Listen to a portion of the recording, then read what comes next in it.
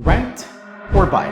Most people in Abu Dhabi are making the wrong rent versus buy decision. Not because they're careless, but because they're missing the real numbers. Today, we're breaking down the biggest myth about renting or buying a property in Abu Dhabi and exposing what the market doesn't clearly explain. By the end of this video, you'll be able to decide, not emotionally, not based on the advice from other countries, but based on facts that actually apply here.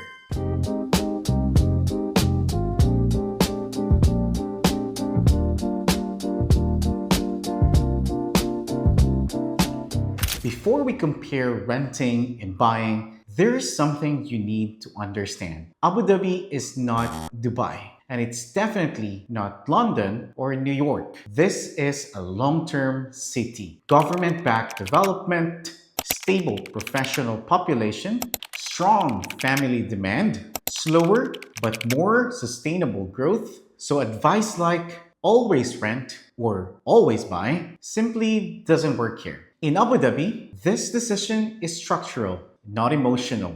Let's start with renting.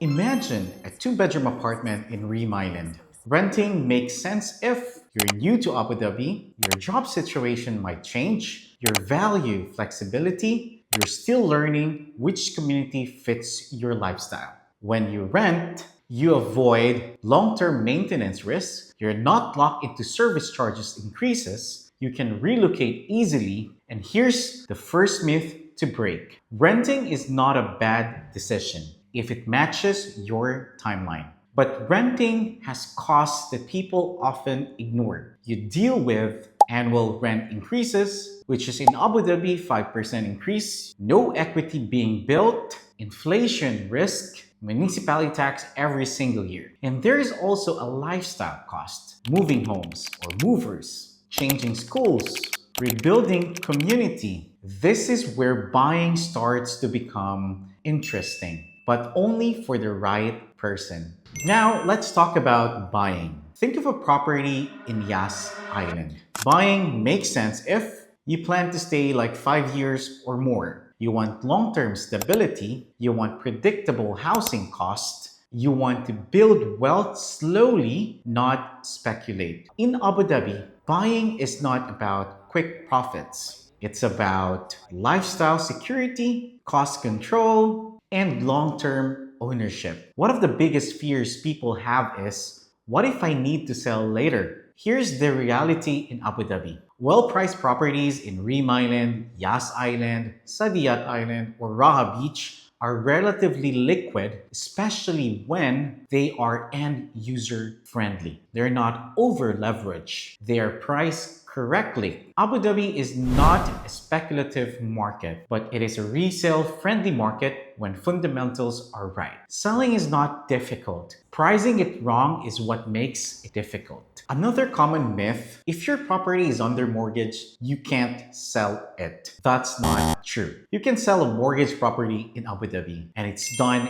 every day. I actually have a separate video explaining this step by step, and I'll link it in the comments if you want to understand the process properly. One question I hear all the time is this: what if I lose my job? And sure, that's a valid concern, especially in Abu Dhabi, where most employment contracts are 2 years. Here's the important part most people don't realize. Losing your job doesn't automatically trap you in your own property. If the property is in a strong end-user location, priced correctly, and not over-leveraged, you have options. You can sell the property, rent it out to cover the mortgage payments, or just restructure your exit timeline. This is where understanding liquidity matters more than emotion. Smart buyers in Abu Dhabi don't buy assuming everything will go perfectly. They plan for 2-year contract cycles, job changes, and worst-case scenarios. That's why experienced buyers don't overstretch their budget.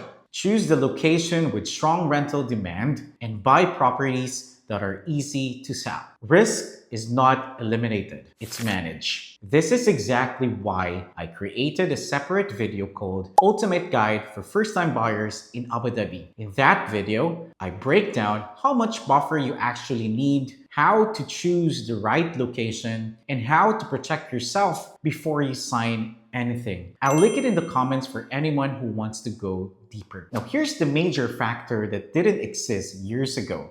If you purchase a property valued at 2 million or more, you may be eligible for a 10-year golden visa. That visa can include you, your spouse, and your children. This changes the conversation completely because now your residency is not directly tied to a single employer. It's not limited to a 2-year contract cycle. For families, this adds a layer of stability and control that renting alone doesn't provide. Let me be clear, a golden visa should not be the only reason to buy a property. But when combined with long-term plans, strong locations, and responsible financing, it becomes a risk reduction tool, not just a benefit. So when people ask, is buying risky if I lose my job?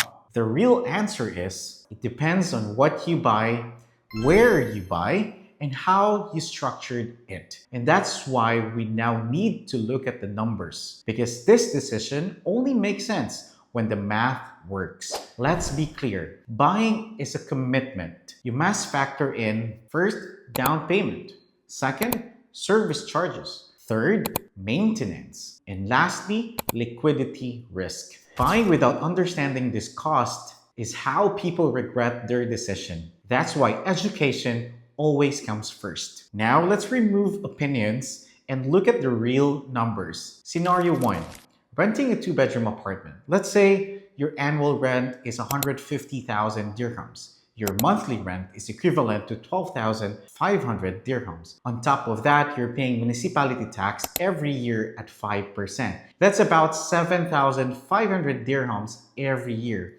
And over the 25 years, total rent that you paid is total of 3,750,000 dirhams. And the municipality tax that you paid is total of 187,500 dirhams. Equity built? Zero. After 25 years, you paid close to 4 million dirhams and you don't own anything. Now let's compare that to buying. Let's say, for example, 150,000 apartment for rent.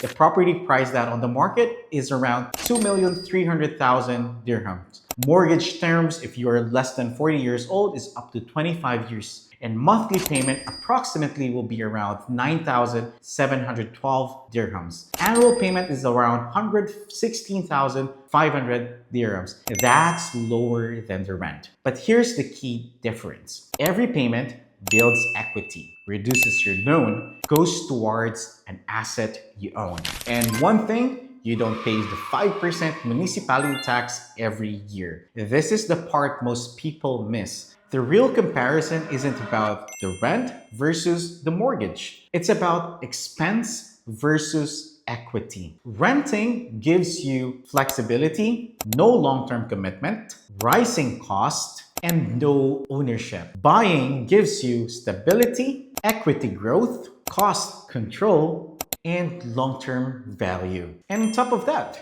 you can freely improve your home without asking permission from your landlord. So the real question is not about, is renting bad or is buying better? The real question is, how long are you staying and what stage of life are you in? Now let's talk about who should rent versus who should buy. You should rent if you're short-term in Abu Dhabi, your career may change, you value mobility, your career might change, or you're still exploring. You buy if you're here for long-term. You want family stability, or you wanted to grow family here. You want predictable costs, not changing, and you want to build equity. Let's end with this. Renting is not wasting money. Buying is not always winning. What really costs people money is making decisions without understanding the numbers. And that's exactly why this channel exists, to explain Abu Dhabi real estate, not to sell it. If you want me to run these numbers for your own situation, just comment compare below. I personally read the comments. My name is Duke. I'm a local real estate agent here in Abu Dhabi, and over the years, I've helped hundreds of families and professionals find their right home, not just any property. If this video helped you think more clearly, a like and a comment really support this channel and always allow me to keep creating contents like this. And if you know someone who's currently unsure whether to rent or buy in Abu Dhabi, share this video with them. It could save them from making an expensive mistake. For clear, honest guidance on Abu Dhabi real estate, subscribe to the channel. As I always say, real numbers, real homes, real Abu Dhabi. I'll see you on the next video.